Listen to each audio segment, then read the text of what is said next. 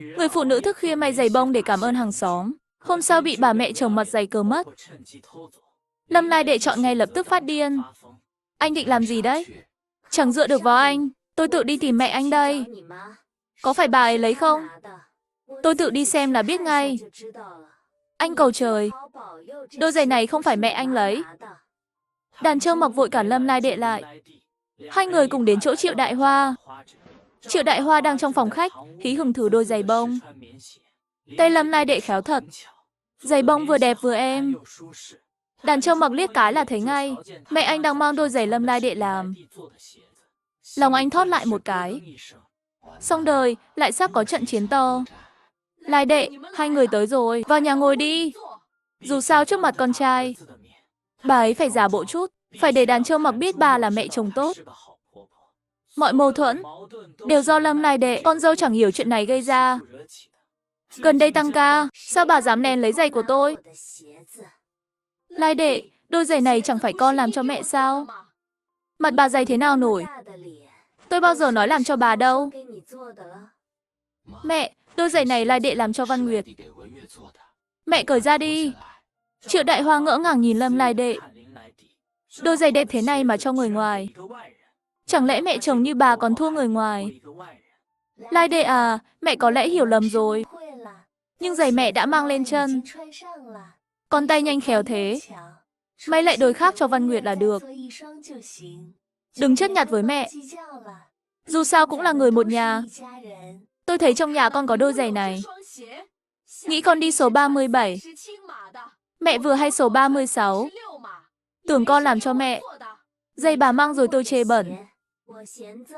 Bà đưa tôi 2 đồng. Đôi giày này tôi không cần nữa, chị dâu. Em đừng đùa nữa. Chỉ là đôi giày thôi. Em đòi tiền mẹ thấy được không? Đây là mẹ mình đấy. Chứ không phải người ngoài. Em làm vậy không hay đâu. Trong lúc nói, ánh mắt Triệu Tuyết cứ dán vào Đàn Châu Mộc. Ra hiệu anh ấy quản cái cô con dâu bất hiếu này. Đàn Châu Mộc nhìn mặt lạnh băng của Lâm Lai Đệ. Lúc này mà bênh mẹ hết lòng. Lâm Lai Đệ chắc chắn lại nổi điên. Mẹ, đôi giày này Lai Đệ làm để cảm ơn Văn Nguyệt. 2 tháng nay cô ấy giúp trông con cho tụi con. Mẹ cởi ra đi. Đúng thế, người già chỉ biết làm người ta ghét. Chị hai nhà anh, không phải tôi nói chứ. Em làm vậy là không đúng. Chỉ là đôi giày thôi. Em chẳng cần nhỏ nhen thế đâu nhỉ. Huống gì đây là giày cho mẹ mình mặc. Em tiếc à? Tôi tiếc gì chứ? Miễn là mẹ thích. Tôi không mặc cũng được. Đưa hết cho mẹ. Đừng nói là giày. Nếu nhà khó khăn, mẹ chẳng có gì ăn, thì tôi cũng cho mẹ ăn được. Chị dâu lớn luôn là người hiểu chuyện nhất, hiếu thảo nhất. Không như vài người. Đẻ 4 đứa con gái, đẻ xong thành con nhím gai góc. Lâm Lai Đệ chẳng nói 2 lời. Xông vào phòng Triệu Tuyết, mở toang tủ ra, lôi chiếc áo bông đỏ mới của Triệu Tuyết. Năm nay chị ấy 29 tuổi, năm Bản Mệnh. Theo phong tục địa phương, nhà mẹ đẻ phải gửi áo bông đỏ cho con gái đã gả. Mang ý nghĩa đỏ rực rỡ. Cô lấy áo tôi làm gì? Chị không phải hiếu thảo sao? Tôi thì không hiếu thảo, nên lấy áo bông của chị đổi lấy đôi giày cho mẹ chồng. Chị hào phóng thế, chắc không tiếc đâu nhỉ? Triệu Tuyết muốn rút lời. Nhưng lúc này, hàng xóm nghe ồn ào kéo tới xem náo nhiệt. Lai Đệ, cô làm vậy không đúng đâu. Năm nay là năm Bản Mệnh của chị dâu cô. Chiếc áo này nhà mẹ chị ấy dốc sức làm. Chỉ vì đôi giày. Sao cô phải làm khó chị dâu thế? Chẳng phải để người ngoài cười sao? Vừa nãy chính chị dâu nói đấy. Đừng nói áo giày, thì trên người cũng cho mẹ ăn được. Cô bênh chị dâu thế này, chẳng phải muốn đôi giày của tôi sao? Thì đổi bằng áo bông mới của chị ấy. Lời này không chỉ tôi nghe, mọi người đều nghe thấy. Chẳng lẽ chị dâu nói dối? Toàn lời giả dối sao nổi? Triệu Tuyết bị lời Lâm Lai Đệ làm nghẹn. Sao dám trước bao người thừa nhận mình giả tình giả nghĩa với mẹ chồng. Lai Đệ trước giờ rất hiếu thuận với bố mẹ chồng. Đôi giày này vốn cô ấy làm để tặng người. Mấy người lấy đi thật không hay. Văn Nguyệt đối xử tốt với nhà Lai Đệ lắm, giúp trông con hơn 2 tháng rồi. Phải cảm ơn người ta đàng hoàng. Cô ấy là con gái thành phố. Giày mang rồi mà tặng thì không ổn. Thời buổi này ai cũng khó khăn. Triệu Tuyết, chị là chị dâu lớn. Lần này nhường Lai Đệ đi. Gần đây tăng ca và vạn sự hưng. Liên quan gì tới mấy người? Có ai can ngăn kiểu vậy không? Mắt quần chúng sáng như tuyết. Chị cũng chẳng thiệt. Có tiếng thơm hiếu thuận mẹ chồng. Đây là vinh quang tuyệt vời còn gì. Chị dâu lớn, chị phải trân trọng danh tiếng này nhé. Lâm Lai Đệ cầm áo bông của Triệu Tuyết. Đi ngang qua bà ấy, hiên ngang lẫm liệt. Triệu Tuyết nghiến răng nhìn đàn trâu mặc. Ra hiệu anh ấy quản Lâm Lai Đệ. Chị dâu lớn, cứ xem như hiếu kính mẹ một lần. Cô. Triệu Tuyết tức muốn nổ tung, nhưng chẳng dám phát ra. Cô ấy nhìn sang Triệu Đại Hoa, hy vọng bà đòi lại áo bông cho mình. Nhưng Triệu Đại Hoa lờ ánh mắt cô ấy. Dù sao đôi giày bông này bà thích lắm. Không đời nào cởi ra. Đàn trâu mọc vội chạy ra đuổi theo Lâm Lai Đệ. Anh thật không biết mẹ anh lấy đâu mà. Giờ anh biết rồi đấy. Anh sẽ nói bà ấy. Về nhà, Lâm Lai Đệ tháo tung áo bông của Triệu Tuyết. Lôi hết bông bên trong ra. Đủ làm mấy đôi giày. Thế là cả nhà mùa đông có giày bông mặc. Lâm Lai Đệ trong lòng vui sướng không tả. Hôm sau cô ấy làm lại đôi giày bông cho Văn Nguyệt. Phần bông còn lại, cô định làm mỗi người một đôi cho mình và 4 đứa con. Làm xong, cô ôm con gái út đi đưa giày cho Văn Nguyệt. Chị dâu, tay chị khéo thật. Đẹp quá. Chị thích là tôi vui rồi. Thời gian qua, thật sự vất vả cho chị. Nếu chị không chê, sau này giày của chị tôi bao hết. Ngoài ra, hiện giờ tôi chưa biết đáp lại Văn Nguyệt thế nào. Tôi là người nhớ ơn. Ai tốt với tôi một phần, tôi trả lại gấp đôi. Ngày khó khăn thế này, Văn Nguyệt sẵn lòng giúp trông con. Ân tình này không nhỏ đâu. Thế thì tôi không khách sáo. Được, đừng khách sáo nhé. Đôi giày này có cả một câu chuyện. Tôi nhất định giữ gìn cẩn thận. Ba mẹ chồng của cô đúng là quá đáng. Nghe nói lần này mẹ chồng với chị dâu cô thiệt to. Cô nên thế từ lâu rồi. Không thì để họ chiếm tiện nghi quen. Họ sẽ coi là đương nhiên. Thời buổi này nhà nào cũng khó khăn. No bụng đã là tốt lắm. Văn Nguyệt là tiểu thư thành phố, chẳng hiểu nổi khó khăn ngày thường. Nhưng mẹ chồng cô, Triệu Quế Phân, lại rành giỏi lắm. Mỗi lần 3 đứa con gái của Lâm Lai Đệ ăn đồ Văn Nguyệt cho, bà ấy trong lòng như dỉ máu. Nhưng chẳng dám nói. Sợ cô tiểu thư thành phố này nổi giận bỏ đi. Lý Chiết từ ngoài về, vừa hay thấy Triệu Quế Phân ở cửa nhà Văn Nguyệt. Lén la lén lút. Mẹ làm gì đấy? Giật cả mình. Con về rồi à? 2 đứa nhỏ bị anh họ đánh thành đầu heo. Người phụ nữ tới đòi lý lẽ, lại bị đánh thê thảm. May mà hàng xóm kịp thời ra tay cứu giúp. Đôi giày bông mới trên chân may mắn. Chính là làm từ bông trong áo mới của mẹ tụi con. Chắc chắn rồi. Mẹ khóc hơn cả tháng. Giờ nhị thẩm thay đổi rồi. Cô ấy giờ thành kẻ xấu xa. Không được, con phải đòi công bằng cho mẹ.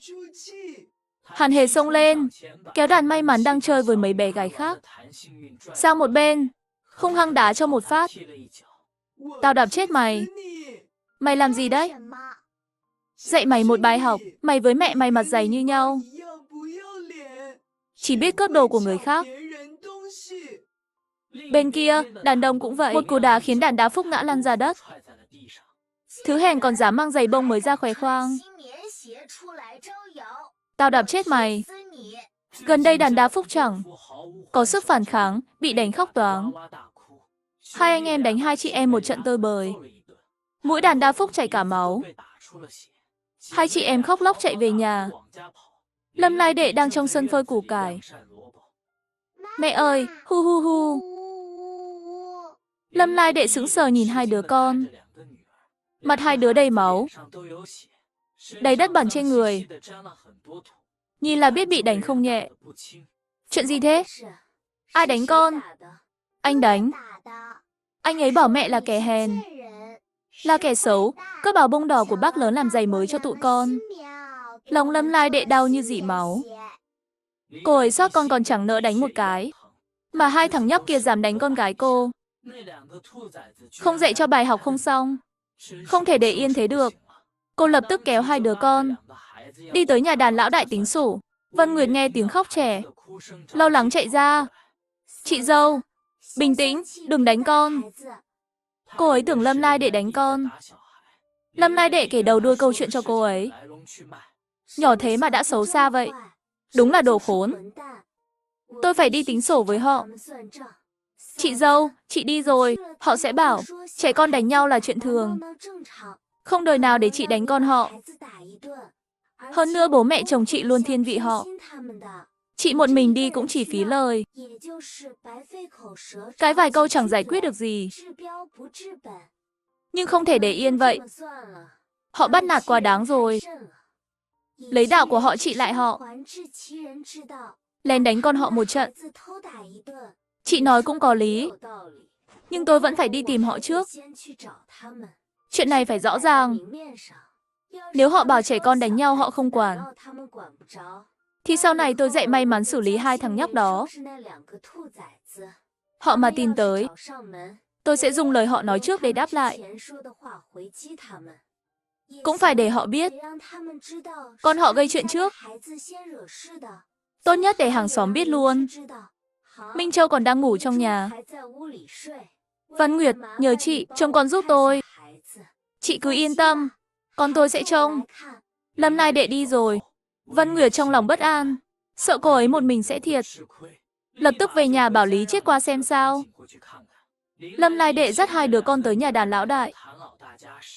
Triệu Tuyết với Triệu Đại Hoa đang cười ha hả. Đàn Đông và đàn Tây diễn lại cảnh đánh đàn may mắn. Đấm đá tối bụi. Đúng là con tôi, có triển vọng. Triệu Tuyết đầu tiên thấy Lâm Lai Đệ. Nụ cười trên mặt biến mất tự nhiên lắm. Ôi, chị dâu tới rồi. Đàn Đông, đàn Tây, đánh con tôi. Tôi tới đòi công bằng đây. Chị dâu, trẻ con chơi đùa đánh nhau là thường. Đứa nào mà chẳng va chạm tí. Đây là đánh người, không phải chơi đùa. Nhìn mấy người thế này, chẳng có ý định dạy dỗ đàn Đông, đàn Tây.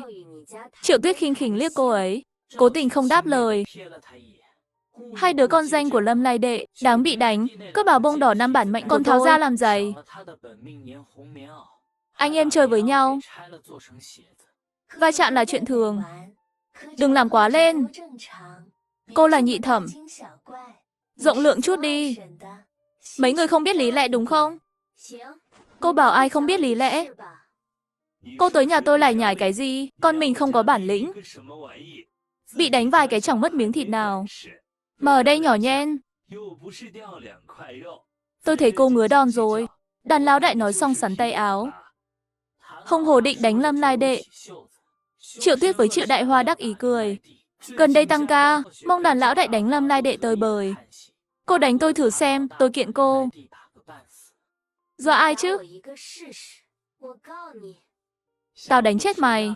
Đúng lúc này, Lý Chiết lao tới. Cú đấm của đàn lão đại trùng má Lý Chiết. Đàn lão đại ngẩn người. Chuyện này liên quan gì tới anh ta? Ra làm anh hùng cái gì? Anh Chiết, anh đừng manh động. Có gì từ từ nói. Đàn lão đại chỉ đành chửi thầm Lý Chiết trong lòng. Ngoài mặt vẫn phải hòa nhã. Anh Chiết, không phải tôi muốn đánh. Mà con dâu lão nhị chẳng ra gì. Anh nói xem trẻ con chơi với nhau.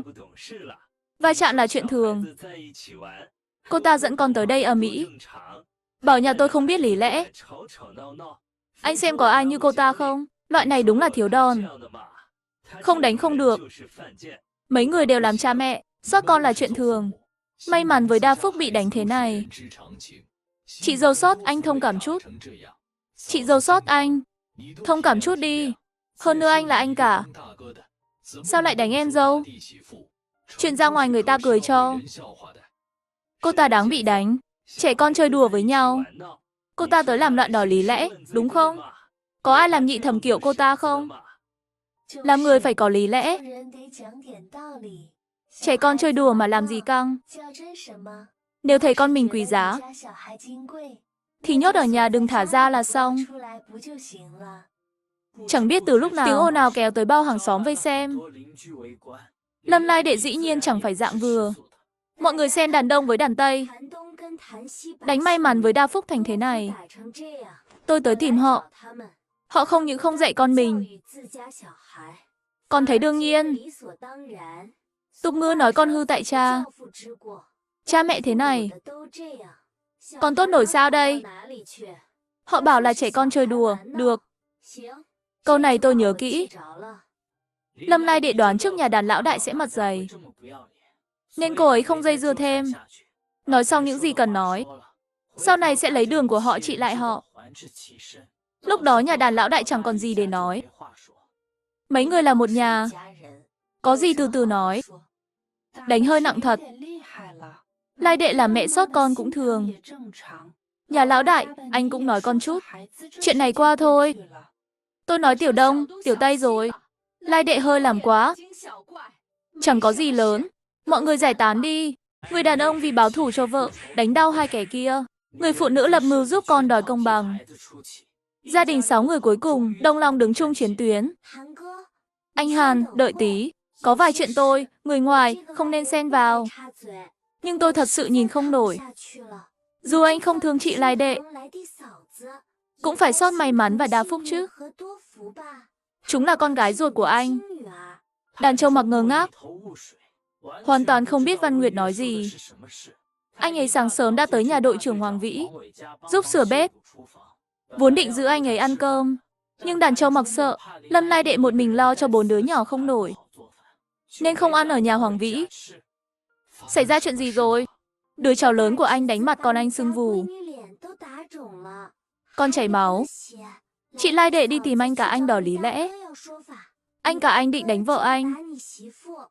May mà Lý Chiết nhà tôi đỡ dùm. Không có Lý Chiết, chị dâu đã bị anh cả anh đánh rồi. Tôi thấy anh cần biết chuyện này. Thật cay cấn, đàn ông cưới vợ không chỉ để sướng bản thân, còn có trách nhiệm bảo vệ vợ con. Đàn Châu Mặc lòng thắt lại. Anh ấy không ngờ chỉ nửa ngày mà bao chuyện xảy ra. Xin lỗi anh, Lý Chiết. Tôi nói với anh, không phải để anh xin lỗi Lý Chiết, mà muốn anh đòi lại công bằng cho chị Lai Đệ. Biết vợ mình suýt bị đánh,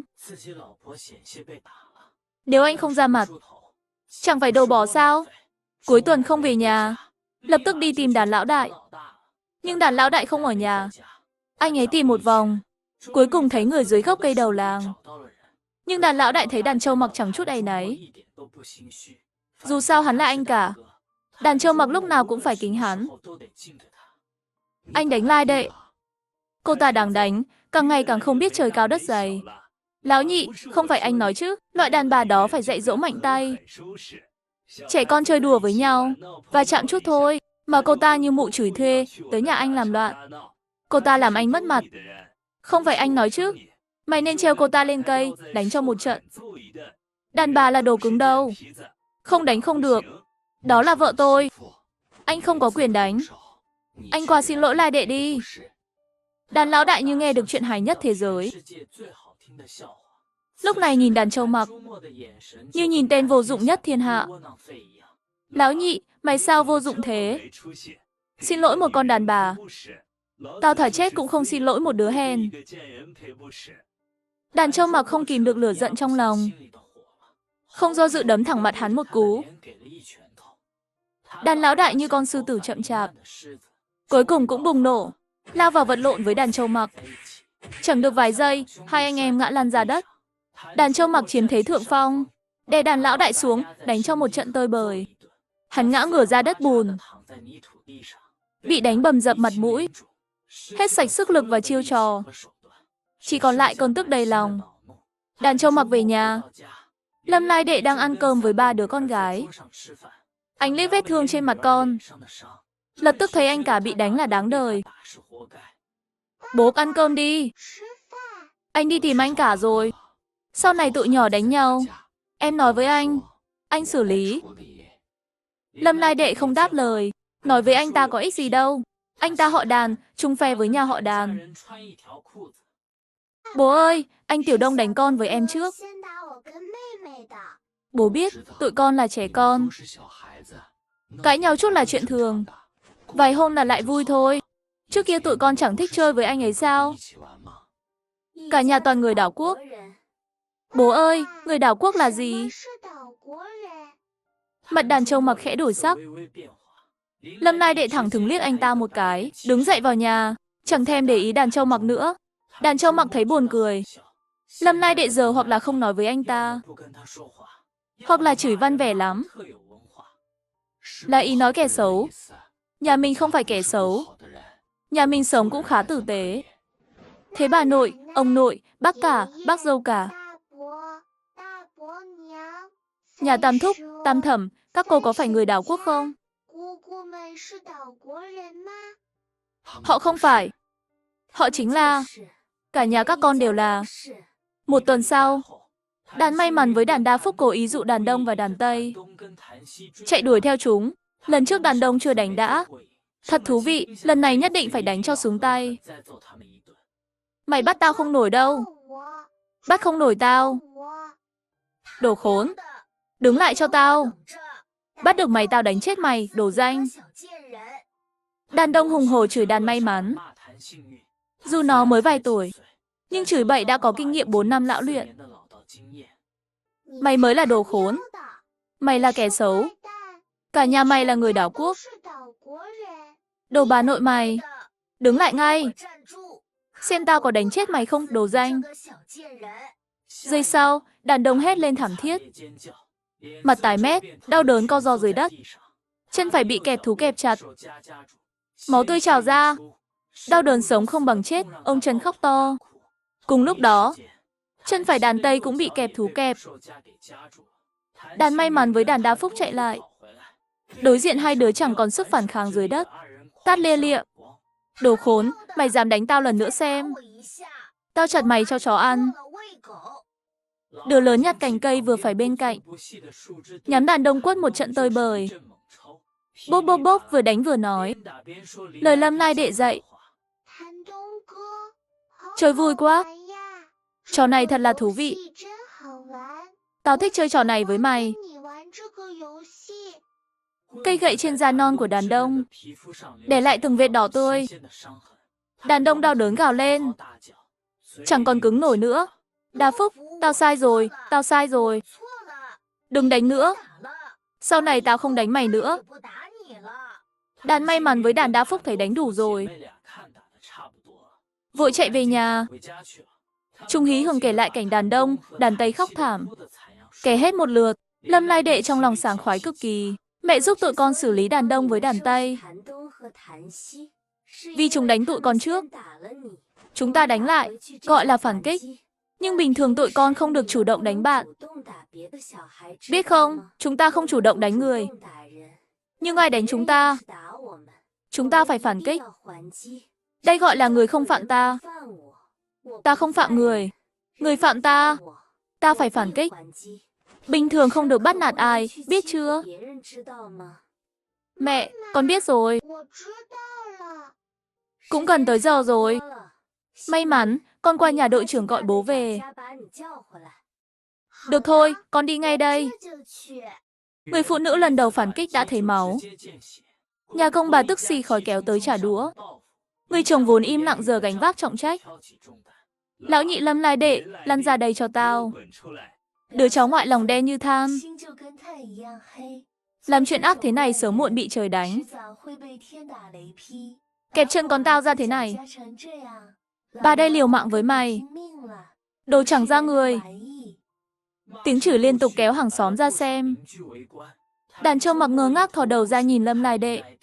Chuyện gì nữa đây? Trẻ con chơi đùa. May mắn với Đa Phúc chỉ đánh vài cái. Đàn Đông với đàn Tây. Trẻ con chơi đùa, có gì to tát đâu. Chuyện thường thôi mà. Lai Đệ làm gì thế? Nghe giọng điệu này, đàn trâu mặc biết ngay chuyện không đơn giản. Lâm Lai Đệ chắc chắn cố ý trả đũa đàn Đông với đàn Tây. Không thì sao bảo may mắn qua nhà đội trưởng gọi anh về. Về tới nơi thì người ta kéo tới cửa. Họ cũng không thể không ra mặt. Em ở trong trông con. Chuyện gay cấn thế này. Anh ra cửa xem sao. Tụi con trông em, đừng ra ngoài. Mẹ với bác cả đánh nhau hả? Đừng sợ, mẹ xử lý được. Giận ba đứa con xong, Lâm Lai Đệ bước ra. Cô nhét con dao vào túi. Đàn Châu Mặc vừa ra ngoài, Đàn Lão Đại tức xì khói đòi giải thích. Lão Nhị, nhìn con lớn với con hai nhà mày đi. Đánh đàn Đông, đàn Tây nhà tao ra thế này. Mày nói xen xử sao đây? Đàn Châu Mặc liếc nhìn chân đàn Đông, đàn Tây. Máu trên đó đã ngừng chảy. Khâu lại trên da. Vết thương trên mu bàn chân sâu hoắm. Nhìn mà giật mình. Châu Mặc, mày tự nhìn chân Tiểu Đông, Tiểu Tây đi. Đây là việc người làm sao nổi. Hôm nay mày không xử lý cho ra lẽ. Tao không có đứa con vô dụng như mày. Đầu gác thế này, phải đánh cho một trận. Không đánh tơi bời không xong. Hôm nay mày không đánh hai đứa con gái mày ra chờ. Tao với mày chưa xong. Không chỉ đánh cho đã, con phải bồi thường nhà tao 50 đồng tiền thuốc. Lâm Lai Đệ bước ra vừa nghe thấy câu này. Cô hừ lạnh một cái. Ai dám đánh con gái tôi? Tôi xem hôm nay ai dám động vào con tôi. Con lớn với con hai nhà mày đánh con tao. Chuyện này không xử lý tử tế. Tao với nhà mày chưa xong. Liên quan gì tới con gái tôi? Mắt nào của anh thấy con tôi? Làm con anh ra thế này? Triệu Tuyết nghe Lâm Lai Đệ nói vậy càng tức. Rõ ràng là chơi khăn đây mà. Tiểu Đông, Tiểu Tây, tụi mày nói xen chân với vết thương trên người. Có phải may mắn với đa phúc đánh không? Chính là tụi nó cố ý đặt bẫy thủ dưới đất. Đừng có giở trò chối quanh. Chính hai đứa con mày làm chân con tao ra thế này. Định chối là không có cửa đâu. Không có chứng cứ thì đừng vu khống lung tung. Đàn Đông, đàn Tây nhà anh lớn hơn con tôi. Anh bảo con gái tôi bắt nạt con trai anh. Ai tin nổi, con tôi ngoan như thỏ. Không như con anh. Hôm nay đánh đứa này, mai lại bắt nạt đứa kia. Lâm Lai Đệ cố tình bắt chước giọng đàn Lão Đại. Đáp trả, hàng xóm xem náo nhiệt xôn xao. Nhà Lão Đại, chuyện này có khi hiểu lầm chăng? Tiểu Đông, Tiểu Tây nhà anh ai mà bắt nạt nổi? Đúng thế, may mắn với đa phúc nhỏ xíu. Đánh nhau cũng chẳng thắng nổi đàn Đông, đàn Tây. Chính may mắn với đa phúc đánh đó. Tụi nó đặt bẫy trước. Đàn Đông, đàn Tây nhà tôi bị kẹp thú kẹp chân. Đừng nói trẻ con. Người lớn mà bị kẹp thế cũng đau đến không nhúc nhích.